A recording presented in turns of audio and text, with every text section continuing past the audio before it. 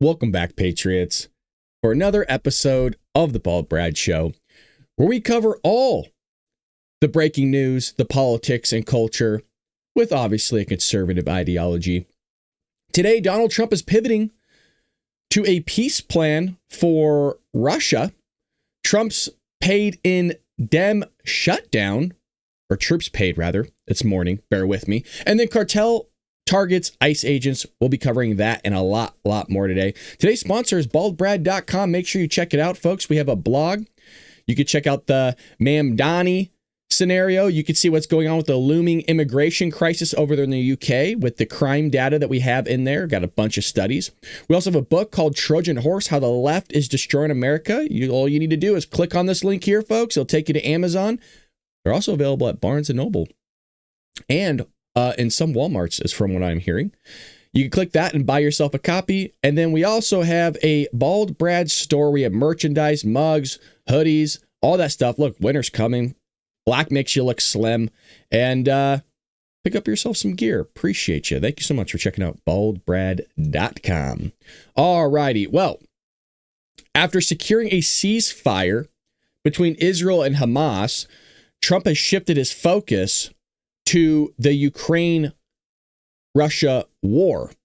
Now, I mean, what else is he going to focus on? The guy solved every single war out there. I mean, you got to put your time somewhere, folks, and this is where he's going to put the time. And he's came out and said, I think it was earlier this week or as late last week, where he said that he thought this was going to be a lot easier. And for him to say something like that is a big deal, because this is one of the main criticisms he's getting from the left in regards to this conflict is, oh, well, you said you were going to have it figured out and shut down in day one. Now we're in day blah, blah, blah, still hasn't done it. And it's amazing after everything this president has done. Do you notice they always just try to be pixie and choosy on the things that he hasn't done? And I mean, this is the one that everybody uses. This guy could cure cancer, and they would still say that there's problems about it. Oh, he just did it for big pharma. The insurance companies are in his pocket or something stupid like that. You know what I mean? It's always something that doesn't even make any sense. So now he's creating peace everywhere. And he acknowledged that he thought he would have this done sooner, and he didn't. But the Ukrainian president, Vladimir Zelensky, will make his third trip to the White House on Friday since Trump began his second term. The two are expected to discuss supplying Ukraine with more powerful weapons, such as Tomahawk cruise missiles, as well as additional air defenses to counter Russian bombardments. The United States have reportedly started to share intelligence on Russian energy infrastructure with Ukraine, increasing Ukraine's ability to strike deep inside Russian territory. Now, the United States has made clear in recent months that he's seen Russian President Vladimir Putin as the main obstacle to peace in the Ukraine war. The president is reportedly considering additional sanctions on Russia to increase pressure on Putin to negotiate. See, I said this last time. What is there to consider? Just do it. So there's clearly some missing puzzle piece, or Donald Trump is so busy that he's just like, we'll get to Russia later, Ukraine stuff. Let's go ahead and tackle the stuff we know that we can overcome. And there's a little bit of a psychological thing there as well. I'm sure for him, but also for the American people, of the president that you voted for is known as the peacemaker president, and that look at all the wars he was able to solve, or conflicts at least. It's kind of like the debt snowball. You start with the least amount of debt that you have, and then it snowballs and you start accruing more money and you're paying off all that other debt. You got the small wars and the conflicts to get to that big one, which is the finale, the boss. He's at the boss battle with Putin now. So I say just do it now. Why wait? Put in some serious tariffs and sanctions. Get all the NATO allies involved. Because what some of these people are doing, they're still trading and purchasing stuff with Russia. And that has to stop, because clearly Russia's able to fund this whole thing. I mean, I understand there's China and others in their pocket and working with them. But do it today, Mr. President. I'm very disappointed because Vladimir and I had a good relationship. Had is the key word. He just doesn't want to end that war. Well, he knows that you're not going to do anything about it, Trump. You're kind of in a I don't want to say a powerless position, but what, are you going to go attack Russia and start World War III? He knows you ain't going to do that. I mean, you threatened him before. There's that famous quote where he said that he would attack Moscow And Vladimir Putin said, well, you wouldn't really do that, would you? And he goes, I might. Well, I think he knows that Trump ain't going to do anything. And this is kind of one of the main issues you have when, they know you ain't going to do nothing. Moscow has said that even if Tomahawks were provided to Ukraine, that would not change the dynamic of the war. A Kremlin spokesman later added that the missiles would be an extreme concern. Putin said that he would increase Russia's air defense, but did not mention escalation on his end. Well, there you go. So we will sell you some Tomahawk missiles. And if it's not going to change the dynamic of the war, then I guess Putin shouldn't be worried about it. And I don't think he has the capabilities really of increasing his air defense. I mean, we're going on 2 years with this war? I think it's 2 years or something like that. And the guy still hasn't done it. I think he's lost territory. A lot of people are calling the Russian military a paper tiger, man. And the longer this goes on, the more and more I think that's the case. We also have Trump shuffling funds in the Democrat shutdown to pay military, which is always a good thing to make sure our men and women in uniform get their paychecks. 2 weeks into a Democrat shutdown, and now federal employees are starting to feel the effects. On Wednesday, military personnel were set to miss their first paychecks. But President Trump came in, our hero, ordered War Secretary Pete Hegseth to find a way to keep the troops paid. Morning Wire spoke with Representative August Pfluger, what a name, what a last name, Pfluger, chairman of the Republican Study Committee. He said, as a veteran and somebody who served for over 20 years, this is personal to me because I saw it firsthand during previous shutdowns, where you had especially the junior enlisted personnel, those with families and young kids, some of them on food stamps. This puts them in a terrible position, and commanders, instead of focusing on the mission and the threat, readiness and lethality, now have to focus on how are their men and women in uniform going to put food on the table. Thankfully, Donald Trump, Pete Hegseth, came up with a plan to pay the troops, and that is happening mid-month.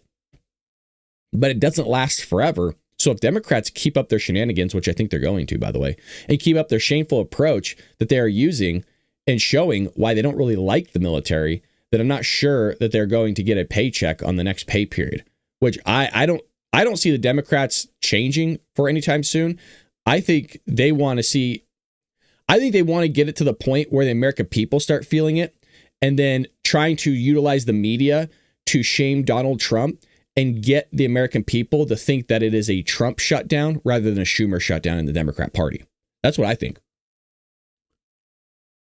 Right now, Schumer's losing. Right now, a majority of Americans do believe that it is a Democrat shutdown. It says here, to be clear, they managed to pay everyone this time, but this isn't something that can continue for weeks. Yeah, they're pulling money out of other areas. I mean, the money that they're using to pay the troops was probably intended to go to operations or readiness or things like that. It was not the bucket that Congress appropriated for military pay, personnel pay, so this isn't going to last forever.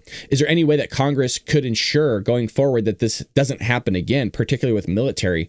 Could we put in place emergency measures of how government shutdowns affect military members? He says, I hope so. I think there's an appetite for that. And I'd go a step further. I would include Border Patrol. I would include law enforcement, federal law enforcement, and all the agencies that are charged with keeping us safe, national security agencies. I'd go a step further on that. The problem is when you do that, when you give the government an inch, they're going to take a mile. I'm not against our troops being paid. You guys know that. You guys know I'm big advocates of the military, law enforcement, the agencies that keep us safe here. I'm not saying they don't do silly things like spy on us every now and then. That's a no-no. But what I'm saying is, whenever you give the government that inch, they're going to take a mile. Yeah, it's going to start with the military. Then it's going to go to Border Patrol. And then they're going to start putting now wait, we can't trust these guys. So now they're going to start putting money in the LGBTQ community, or, we got to make sure Iraq gets those trans surgeries for those psychos out there in the Middle East or wherever. That's what they're going to start doing. And then, then things get all wonky. So something to be careful of, wow, that's great that we are paying our men and women in uniform, the Border Patrol, law enforcement. But what's going to happen when they start expanding that? You're seeing that with the healthcare right now, on how they expanded Obamacare, the Affordable Care Act. Turns out not so affordable. They opened it up to more people, And that's one of the reasons why they're saying, oh, well, people's health cares are spiking 25,000%. Well, yeah, because they wouldn't have had health care in the first place. You expanded it. You also expanded it to people making $500,000 a year. And they have to get the Affordable Care Act. I got questions. I got a lot of questions. Well, DHS says cartels threaten federal immigration agents. Did you guys hear about Donald Trump confirming that the CIA is in Venezuela conducting operations? Did you guys hear that? Let me see if I can pull that clip here for you in one moment. Let me wet my whistle. Let me actually find that. I wish he didn't have said it, to be quite honest. I didn't like that. Let me see if I could get that clip here. Yeah, he said it in the Oval yesterday with Ed O'Keefe. So here's the New York Times article, just so you know. Trump administration authorizes covert CIA action in Venezuela. Didn't I cover this during our evening podcast that the New York Times or these journalists, they just can't keep their mouths shut on some things? Okay, it's supposed to be covert, secret. They can never keep their mouths shut. The thing I gave yesterday was like, we got a brand new B-3 bomber. The thing's invisible. You wouldn't believe it. Oh, don't worry. We have an entire article of how we built it piece by piece, the new technology that's involved. And we've already sent an email to China and Russia with everything they're going to need so that they could build it themselves. That's basically what these idiots do. Well, here's Trump acknowledging that, it's happening. President, thank you. Curious, why did you authorize the CIA to go into Venezuela? And is there more information you can share about these strikes on the alleged? Well, I can't do that, but I authorized for two reasons, really. Number one, they have emptied their prisons into the United States of America. They came in through the border. They came in because we had an open border policy. And as soon as I heard that, I said, a lot of these countries, they're not the only country, but they're the worst abuser. And they've entered they've allowed thousands and thousands of prisoners, mental institution, people from mental institutions, insane asylums, emptied out into the United States. We're bringing them back, but that's a really bad, and they did it at a level that probably not, many countries have done it, but not like Venezuela. They were down and dirty. And the other thing are drugs. We have a lot of drugs coming in from Venezuela. And a lot of the Venezuelan drugs come in through the sea, so you get to see that. But we're going to stop them by land also. There you go. That's what I wanted to hear. It's our president, man. I love it. The guy has balls of steel. So now we got people in Venezuela doing only Lord knows what. Sounds like they're going after cartel is what it sounds like. And then, maybe Mexico's next. I don't know. If they want to keep allowing this to happen, we got people that will go in and do it. Well, federal immigration agents carrying out President Trump's immigration enforcement efforts in Chicago are facing mounting threats stemming from drug cartels in Mexico, according to the Department of Homeland Security. Intelligence on threats is coming into federal immigration agencies daily. An agent on the ground in Chicago told the Daily Wire, Mexican drug cartels are recruiting and operating within the city of Chicago to go after ICE and Border Patrol agents. DHS says, and we covered this the other day, look how much they're offering. They're offering $50,000 in bounties for the heads of federal officers. On top of that, they are recruiting leftist anti-ICE agitators who have already been out in the streets, and they're asking them to help. Do you want to know why they're asking them to help? Is because these leftists are willing to delete all of us. Now, I'm not an ICE officer or DHS agent or anything like that. I'm just an average Joe American that wants to see what's best for this country. And I'm a law-abiding citizen, unlike the people that are harassing, threatening, and doing all these crazy things to ICE agents or just Americans in general, conservatives. Right? They'll just delete you, which we've seen. They did it with Charlie Kirk. They tried to do it to Trump multiple times. It's a common thing with those people. And they will not stop, by the way. They will not stop. According to DHS, cartels are placing armed spotters on top of rooftops in areas where ICE agents are making arrests. and the spotters mark the coordinates of ICE officers and Border Patrol agents and relay their whereabouts. The threats, the latest allegedly, involve a Latin Kings gang member. A leader of that gang was nabbed by federal authorities in Chicago. He's accused of placing a bounty on the head of Operation Midway Blitz. On Tuesday, Border Patrol agents were rammed by an illegal alien driver who also had an illegal alien passenger in the car. So this is how ballsy they've gotten. But don't worry, they're all great people, man. Every single one of them is here. They're here for a good life. And whenever you talk like that, because the left's brain is so pretzeled and so out of wacko, that they're not able to understand that we're not saying every illegal alien is some batshit crazy person. We're saying that there's a lot of them here, though. When you're talking about 25 million people here illegally, which more than half the population of our states, if you look at it, it's a big problem. And we just saw that Tim Walz signed in that if you have an ID, guess what? You can cast a ballot over there. We covered that yesterday. So don't give me this crap that illegal aliens aren't voting. We've seen it happen. We know it's happening. Oh, well, it's not a big margin of error. Shouldn't be happening in the first place. I don't give two bleeps about margin of error. It shouldn't be happening at all. We're in freaking 2025. We're going into 2026. And we're still allowing voter fraud to happen. Unbelievable. This is how ballsy these people are getting. The illegal aliens of the 25 million that are actually committing heinous crimes are now ramming Border Patrol agents as illegal aliens. I mean, it's so ballsy. It's like them when they're parading in the streets asking for rights and that you can't deport us. Our country's been taken over. That's what I'm saying. We covered in the book, Trojan Horse, How the Left is Destroying America, folks. And you're seeing it in real time. Real time. You see it in California. You see it in Washington. You see it in Oregon. You see it in New York City. All these places are dumpster fires. Okay, well, let's get into some other news here.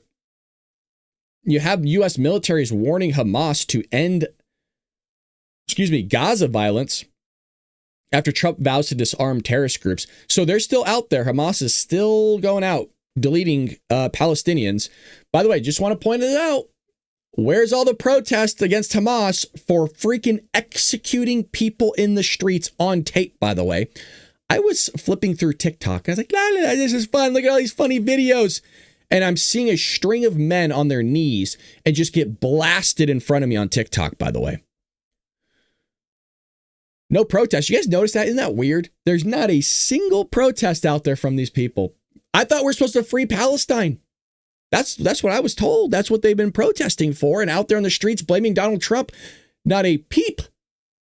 And please understand, when I say I have not seen a single person, I have not seen it on social media whatsoever. Wow. The U.S. Central Command on Wednesday strongly urged Hamas to end its violence in Gaza after President Donald Trump vowed the terror group would be disarmed. Now, how are you going to do that? Are you going to move the IDF back in there and disarm them? Because then no longer you have a ceasefire. Now you're back in conflict again. Admiral Brad Cooper, not Bradley Cooper, the actor who just whacked up his face, but that's for a different story. The CENTCOM commander issued a statement calling on Hamas to take advantage of an historic opportunity for peace by fully standing down, strictly adhering to Trump's 20-point peace plan and disarming without delay. Well, this week, as you know, Hamas terrorists have ramped up their efforts to reassert control in the Gaza Strip after Israeli forces pulled out of most areas. So Hamas is the only military people, I put that in air quotes for those on audio because it's not really military, they're the only people that will actually come out of hiding when the war is over. You know what I mean? During war, what they'll do is they'll hide behind hostages, civilians. They'll go utilize hotels, motels, hospitals, charity center, synagogues, all this stuff. They'll hide behind that. But when everybody leaves, then all of a sudden, they're puff out their chest and now we're walking in the streets. Oh, yeah, we got this, boys, don't we? Well, what's happening here is at least 7 men whom Hamas accused of conspiring with Israel were publicly executed in Gaza on Monday. Now, who's occupying Gaza right now? So who are we going to blame here? So it looks like your Hamas buddies over there are executing Palestinians now. Hamas has also been fighting with rival groups in Gaza in recent days. We strongly urge Hamas to immediately suspend violence and shooting at innocent Palestinian civilians in Gaza in both Hamas-held parts of Gaza and those secured by the IDF. Is this going to turn into a civil war? I mean, it's a really small territory, by the way. It's like the size of a neighborhood. But is this gonna turn into a civil war? The neighborhood thing was a joke. The left don't get that. Oh no, it's a lot. It just shows you don't know geography, Brad. You don't really know the size. You've never been there. It was a point to make that it's really small territory, and that civil war would be really rough in a very, very small area like that. So I don't know how Donald Trump plans to disarm them. The only thing I think of is setting is the IDF, because we don't have an appetite to send in our troops. None of us do. I don't want to see that. So I don't know what they're going to do. I don't see Hamas standing down. Maybe I'm wrong. But the one that we talked about yesterday during our surprise evening podcast was Mamdani won't say Hamas must disarm. I mean, this is who people vote for, man. We got the clip of it and we played it yesterday. We're going to play it again because it was that crazy. My jaw was dropping. That wasn't just like an entertainment reaction. That was a real reaction of like, oh, wow, this guy is some hardcore terrorist sympathizer, I guess. So let me see if I can get the... Oh, we don't have the clip. Let me see if I can just pull the clip again for all of you. Un momento, por favor. I mean, do you guys remember that yesterday? So this he wouldn't even... He spun it. He started talking about freaking New York City and stuff like that. So here we go. Here's the clip. Holy Lord. If you haven't heard this, pay attention here. And that of your statements completely around this issue. Right now, you just talked about Israelis killing some Palestinians, but Hamas is killing Palestinians within Gaza. And they have not returned the bodies that they promised to return, including 2 Americans, Itai Chen and Omer Nutra, whose families we have interviewed over these months. So what is your response to what Hamas is doing now? I think those are bodies and remains that should absolutely be returned. And I think that I have no issue with critiquing Hamas or the Israeli government, because my critiques all come from a place of universal human rights. And my focus, however, is right here in New York City and transforming the most expensive city in America into one that's affordable for each and every New Yorker. But, okay, I want to get to that, absolutely. But do you believe that Hamas should lay down their weapons and leave the leadership in Gaza? I believe that any future here in New York City is one that we have to make sure that's affordable for all. And as it pertains to Israel and Palestine, that we have to ensure that there is peace. And that is the future that we have to fight for. But you won't say that Hamas should lay down their arms and give up leadership in Gaza. I don't really have opinions about the future of Hamas and Israel beyond the question of justice and safety and the fact that anything has to abide by international law. And that applies to Hamas, that applies to the Israeli military, applies to anyone you could ask me about. Okay. One last thought on that. You have said that you would arrest Netanyahu if he came to the United States. You've been very outspoken in your criticism of him. Do you stand by that? You would. It's weird that he has criticisms about that, but he doesn't have criticism about Hamas. No, he's not. I'm here for human rights. I'm here to make things good. You're here for human rights, but you're not going to be outspoken about the human rights violations that are going on over there. Okay. Gotcha. That makes sense. Would arrest him if he came here, if you were mayor? I've said that this is a city that believes in international law, and this is a city that wants to uplift and uphold those beliefs.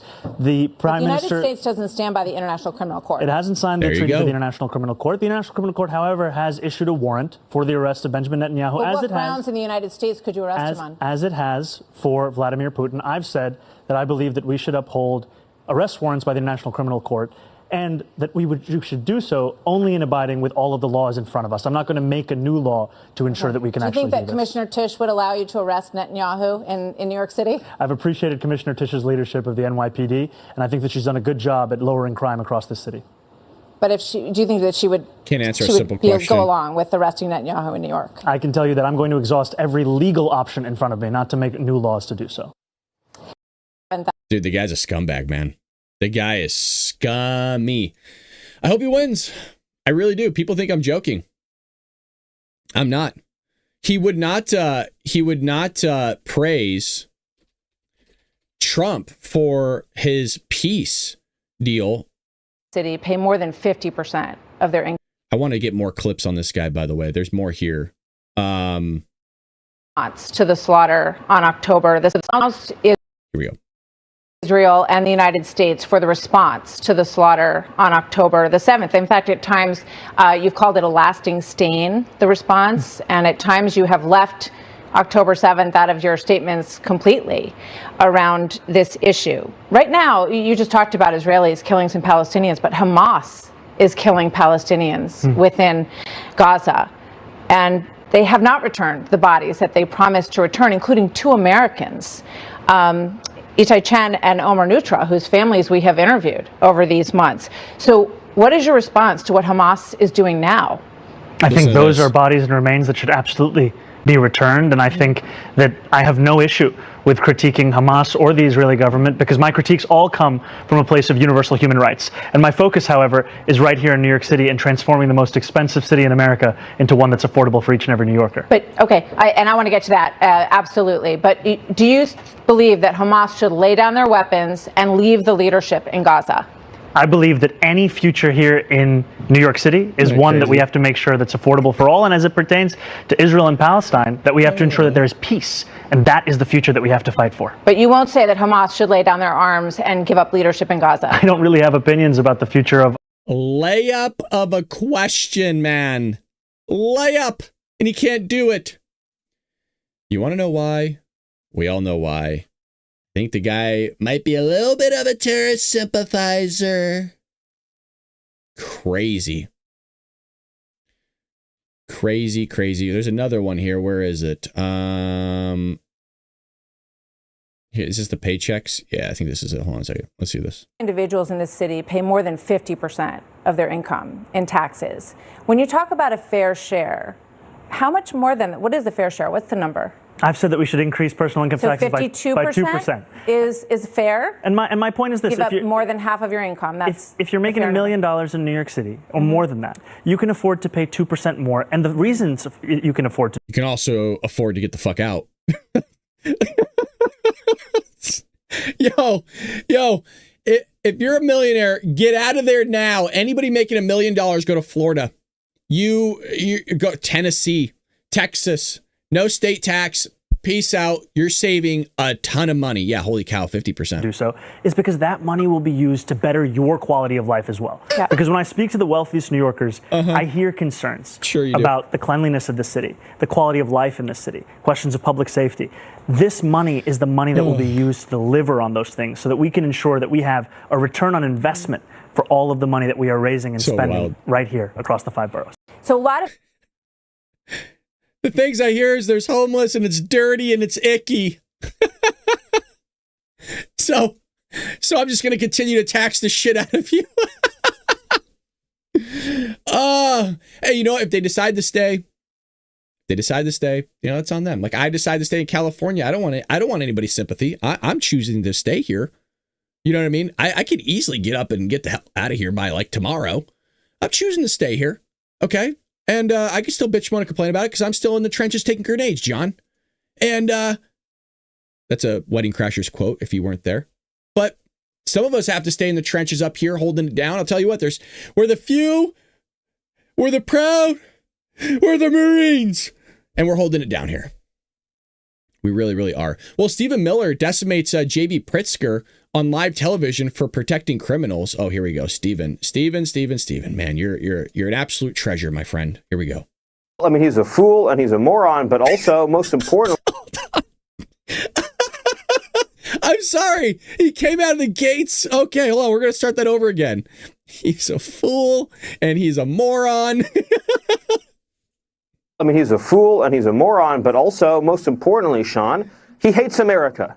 And let's just be honest about it. You can't love your country and then fight President Trump to keep murderers murdering. Just think about that for a second. President Trump is saying, let us work with you, with the FBI, with ICE, with ATF, with DEA, with the National Guard, to stop the murdering in your city. And Pritzker is saying he wants to protect the murderers, the people that are shooting dozens and dozens of people every single week. Chicago is more dangerous than Baghdad. It's more dangerous than Mexico City. So shame on Pritzker, and God bless President Trump for fighting for the citizens of this country, Sean. Well, I mean, he's a He's a fool and he's a moron. I love it, dude. Stephen Miller, dude, is one of the greats. And he's one of those guys that you can't give up. You need him. You really, really do. Because he's just, you could place him into any position over there in the White House and the guy could do it flawlessly. He writes speeches. He handles the legality, the messaging, the communications. He's one of the, he's so good, you actually don't know where to put him. And he's basically the guy that's just going to be putting out fires for everybody. Well, speaking of fires, here's people that like to start fires. We got a liberal activist here, Jennifer Welch, accusing all white people in red states of being racist while CNN hosts a nod along. Here we go. Everybody's racist. God, it's so tiring. I'm a white woman that has lived in a red state my entire life. And I can tell you, when I'm around white people, they test the racist water. They test it on people like you all the time. And they'll try to say off-color things. I put my hand up. It absolutely happens. And you're fortunate that maybe you haven't experienced it.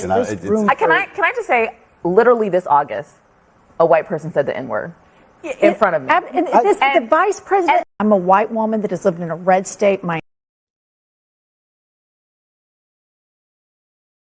It kind of shows you that we actually don't have a major problem of racism in this country, because at the very end, do you see her face? She was like, this August. It's like, bro, that was like 5 months ago. Somebody said the N-word that was white. Doesn't that kind of go with our point of it's so rare that you were blown away that a white person said the N-word in front of you? Doesn't that kind of build the whole credibility and the argument that we've been espousing that racism is not a major problem in this country, and you kind of just played into it? I got something. Somebody said the N-word really quick, which, by the way, is not a good thing, but it shows you how rare it is. I'm a different generation. Can I just say, literally this August, a white person said the N-word. Somebody said it. It's like, okay, so it's you're shocked, as you should be, because it's rare. And I'm a firm believer, I don't think anybody should be saying the N-word. It's kind of odd to me that it's such a derogatory term that black people are calling themselves the derogatory term. You don't see that with other derogatory terms, folks. You know what I mean? Like, I'm trying to, like, you don't see Italians calling themselves, yo, what up? You know what? Or the Japanese calling each other, you know, what they were called in World War II. Do you know what I mean? You know, yo, what up? It's like they don't, no other ethnicity does that to each other. It's only black people calling each other the N-word, which is always, even as a white person, an odd thing to see, because you're like, dude, you know what that means, right? Like, and I've always took it as they've replaced it and given a slang term for it of being like, yo, what's up, homie? I guess. I don't know. I think if you don't want that word to be used, nobody should be using it. That's what I think, but it doesn't matter what I think because I'm white. Unbelievable. So there's a town hall, it looks like, with Bernie Sanders. And I don't know if you noticed, this is all segueing back to kind of socialism with Mamdani. I'm trying to link it all together, but it's tough because the news is kind of sporadic today. But here's one question for Bernie. Republicans have been appealing to audiences, especially young people like myself, online using social media. Why does Republican messaging on social media seem so much more effective than Democratic messaging, and what can we do about it? Well, that's a great question. I think the Republicans are effective. They have learned a lot about social media. And by the way, it doesn't hurt that their friends own all of the major social media platforms. You know, Republicans. Did he really just say that? They have friends that own all the social media platforms?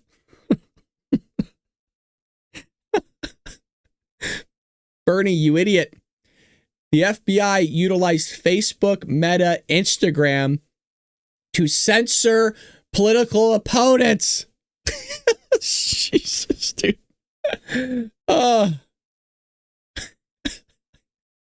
sorry. I'm like having trouble. I'm having trouble breathing. We got another one here.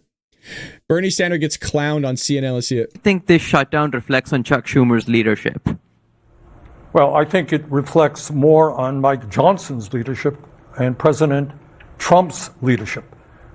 This is a leadership which said it's okay to give well, how do you feel? You tell me. Think it's a good idea to give $1 trillion in tax breaks to the richest people in the country and then make massive cuts to healthcare for working class people? I think Chuck Schumer has voted for continuing resolutions 13 times in the last 4 years, and he has the opportunity to vote for one again, but he's refusing to come to the table. Well, I think, look. How do you think this shutdown reflects on Chuck?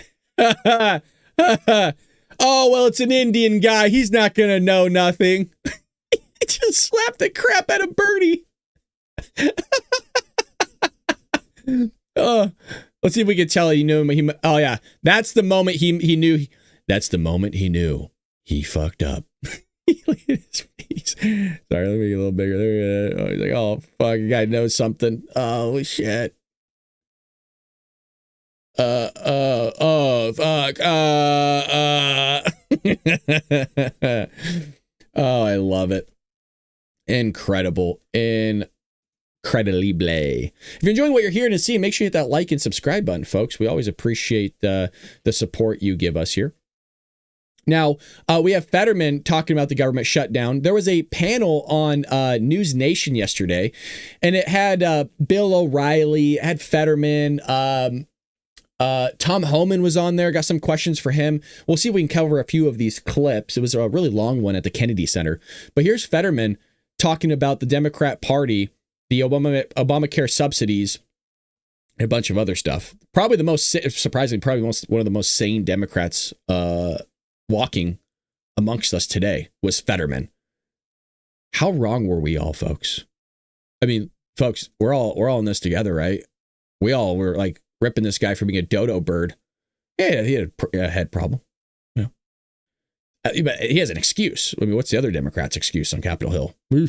That's why shutting the government is really what the Democratic Party wants to do. And I follow country, then party. And it's the wrong thing for the country in a period of chaos. I refuse to vote to shut our government down. I absolutely would love to have...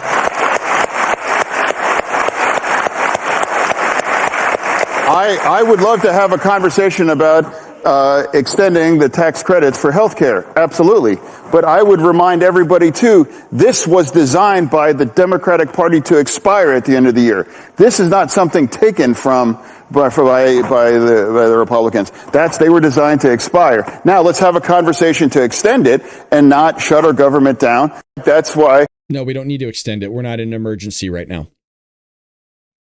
There you go. Plain and simple. We're not in an emergency right now. There's no need to do that.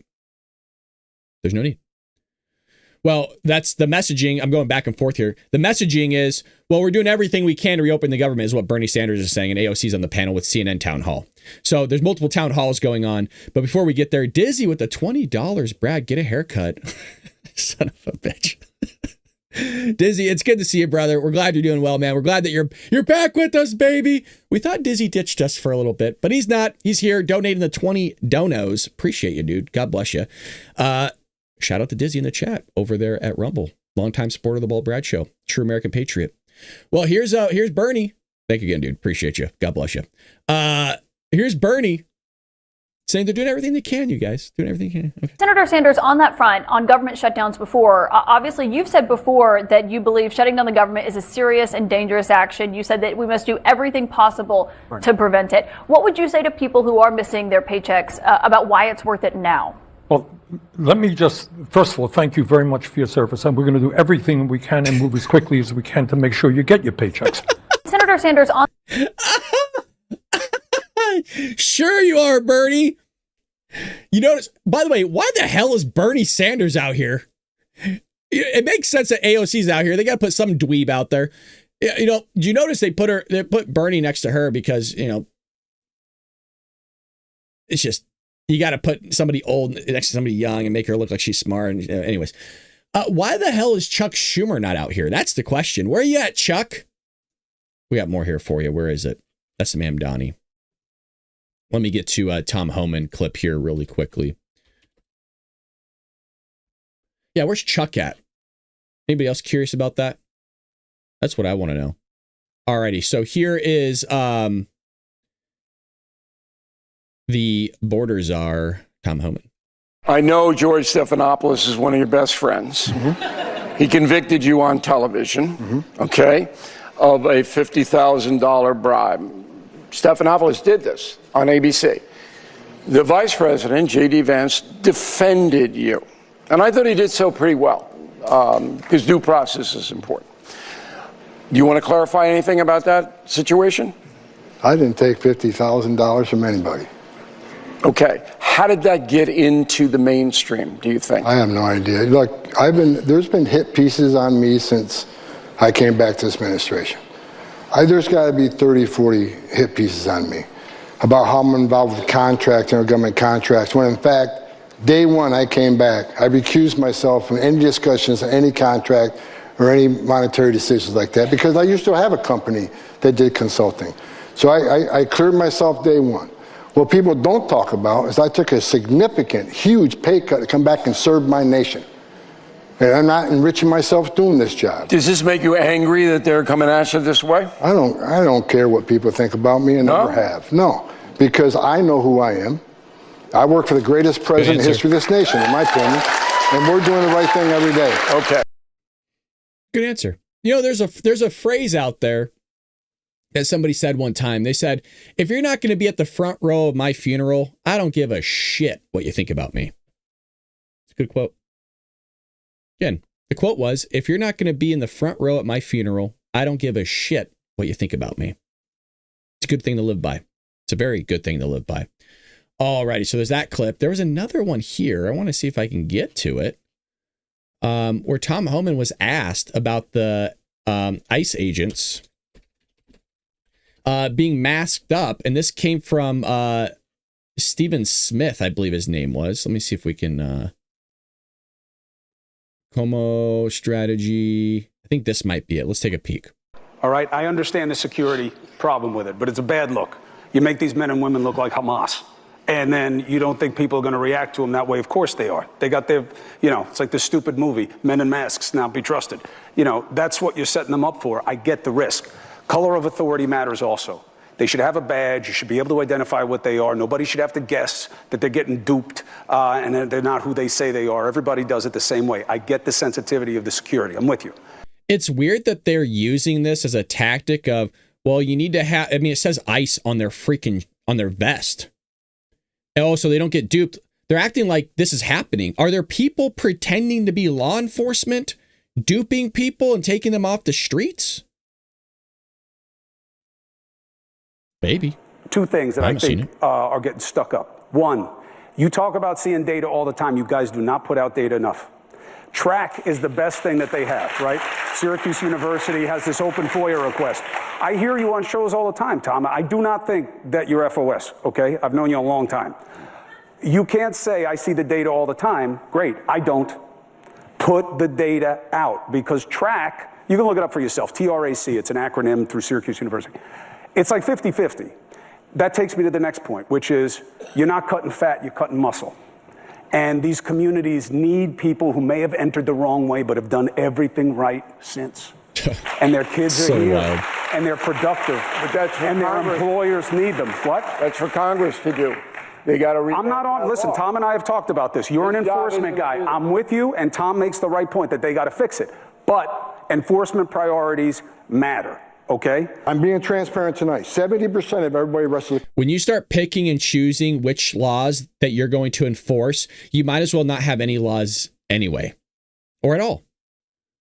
This is what happens when you remove consequences from a society. This is why you have people doing the smash and grabs. This is why you have people committing heinous crimes. This is why you had massive illegal immigration. This is why you have all this stuff. And what you're watching is the country implode from the inside out, because you got idiots like Chris Cuomo out here saying, well, there's priorities of law. No, there's not. When did we start this? There's priorities of law? What the F? No. They're all a priority. That's why they're there. You don't get to pick and choose. Well, it's like a buffet. That one's good. This one's great. That one's icky. Don't want to touch that one. Oh, that's been under the heating lamp too long. No, they're all fair game. And, well, they came, you gotta love that. Well, they broke the law, but they've been doing everything right. It's like, yeah. criminal. President Trump said we're going to concentrate on national security threats. That's exactly what we're doing. The data shows it. And like I said, for the hundreds of thousands of criminals that is going to be removed in this administration, that makes that country safe again, keeping President Trump's promise to American people what he was going to do. He said he's going to have the largest deportation operation in history. We're going to have the largest deportation operation in history. You look at numbers right now, I just told you, over 500,000 have been deported between CBP and ICE. And that's not counting the first 4 months of the fiscal year that were under Biden. We're not even counting those months. But if you extrapolate that in the monthly apprehension we got right now, you do have the biggest operation in the history of the nation. And one of the reasons people don't understand, why do we have the most secure border in the nation's history?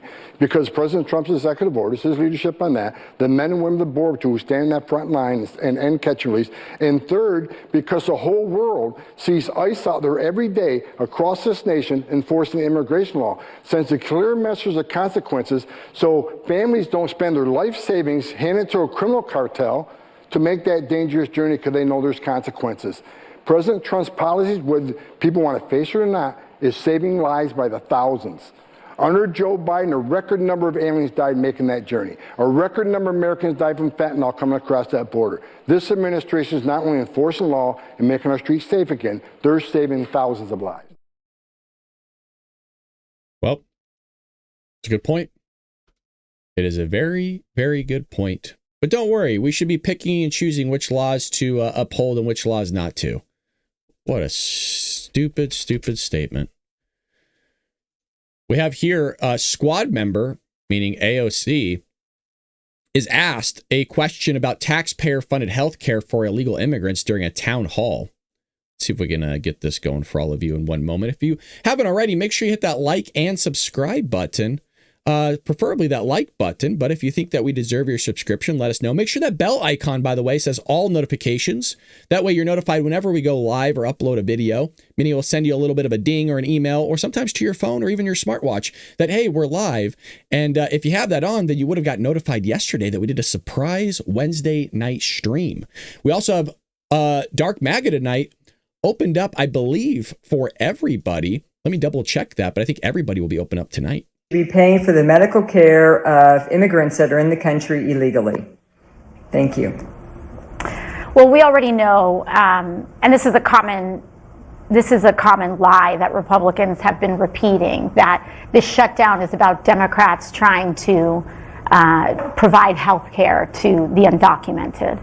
And let's see how she lies. And we already know that it is federal law and federal statute that undocumented people cannot be covered by the ACA. They cannot be covered by Medicaid. They cannot be covered by Medicare. Period. That is the law of the land. If you could choose, do you believe that the federal law should be changed? I believe in a single-payer healthcare system where if you go in and you need a doctor, you can get the medical attention that you need. Oh, she dodged it big time. Yeah, remember, it's not happening, just like how illegal immigrants aren't voting. Yeah, that's not happening either. None of it's happening. It's all fake, you guys. It's all cheap fakes, deep fakes. It's not real. Are you crazy? What do you mean? And none of this is happening. It's so silly. Just completely lying through their teeth. And they'll continue to lie because they know people are stupid and they'll believe it. Really, really stupid. Popular outdoor retailer reportedly closing major stores all across America. Here we go. This is REI. Last time I heard about REI closing stores was due to concerns about the smash and grabs where they were spending, I think it was like $600,000 in security and they couldn't do it. So they just had to shut down the store. Outdoor retailer Recreational Equipment Inc. reportedly plans to close 3 of its U.S. stores next year. The closures will affect REI locations across the Northeast, including Paramus, New Jersey, during the 3 months of 2026, as well as Boston and its flagship Soho location in New York City towards the end of the year. Let's see what it says here. We are deeply grateful to our teams, our members, and our customers and the stores, the communities for their support over the years. As markets and customers' needs evolve, we must adapt to position the co-op for long-term success. We'll continue serving members and customers at these locations until closing and at our stores across New York and Boston regions. Now, usually if you go a little bit further, sometimes they will tell you why they're closing down. Despite the upcoming closures, the retailer has continued to expand in other areas. Weird. Oh, well, now I have not read this, I promise.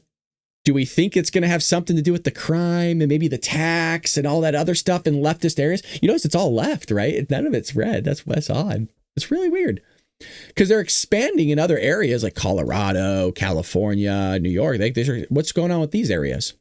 The announcement comes as another longtime outdoor retailer, the Orvis Company, recently announced plans to close more than 24 stores as part of the effort to shrink its retail footprint and streamline operations in response to the rising tariffs. Oh, so it's a tariff problem. The statement that 31 stores and 5 outlets will shutter as the company enters a new chapter aimed at a more focused retail portfolio and leveraging its retail partners to sell its products. Last year, REI laid off 357 workers, according to the message shared with employees at the time of CEO Eric Artz, who retired in March. So I guess they're saying it's due to tariffs, and it looks like they're not doing so hot. So we'll keep you up to date to see if anything happens there in regards to the tariffs, but also if the smash and grabs and all this crime that's happening is having some sort of involvement in it. Bessent warns economy could be bleeding billions as government shutdowns cut America. Here we go on this one. Bessent said at a news conference today, I think it was today or late yesterday, the partial government shutdown is starting to cut into the muscle here as the shutdown continues into its 3rd week. I haven't noticed anything personally. Let's go to the chat. Just do a quick yes or no. Yes, you've seen the government shutdown affect you. No, you haven't even noticed. Let me know in the chat. Just curious. Just a quick yes or no. Yes, you've noticed it. No, it hasn't affected you at all. Just didn't even know. Like if you were out camping or you're living under a rock, you had no idea for like the last 4 weeks that you have no connection to the outside world. You're just roaming around. You're even just living here yourself, and no connection. Like let's say you haven't watched the Bald Brad show. You're actually going to work. You're doing all this stuff. You're not even camping. You're living amongst society. Would you really know that the government was shut down? And I really mean this. I wouldn't. Yeah, everybody's saying no. So everybody on YouTube saying no. Everybody on Rumble is saying no. Somebody said yes. Kimmy B said yes. Kimmy, you're an outlier. Because maybe somebody's working for the federal government, maybe. But yeah, everyone's saying no. The vast majority of Americans are saying no.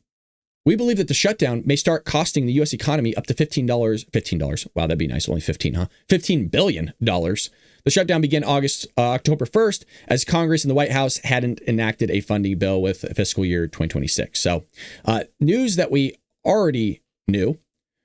Meaning it wasn't news at all.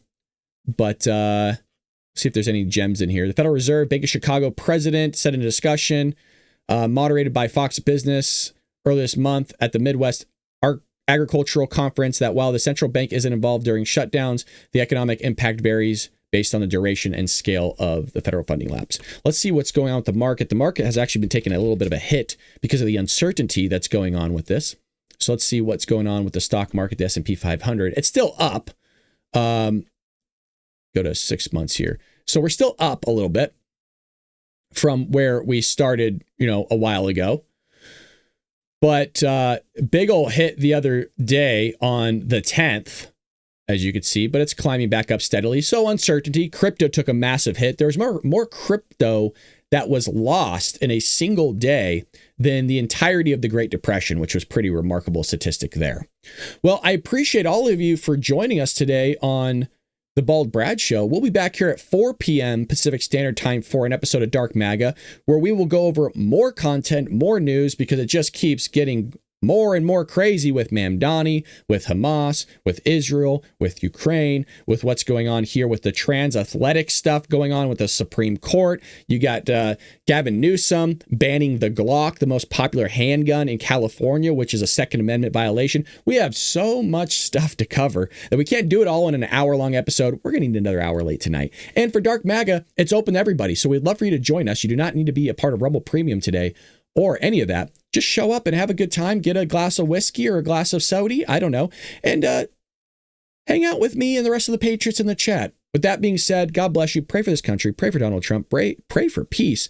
And also make sure that you pray to your Lord and Savior, as well as read your Bible. Whether that's a sentence, whether it's a paragraph or an entire book, it's important to start your day off right with spending time with God. There's 168 hours in a week, folks. How many of those 168 do you spend with your Lord? The guy that created you, the man, the being, the greatness that created you. Spend some time with him. Check in. With that being said, appreciate you, Patriots. Take care.